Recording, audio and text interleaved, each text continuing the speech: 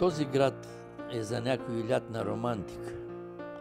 Кратка плажна любов край заспало море, малък спомен за кораб дошъл от Атлантика, вкус на мида и клюка пред чаша кафе.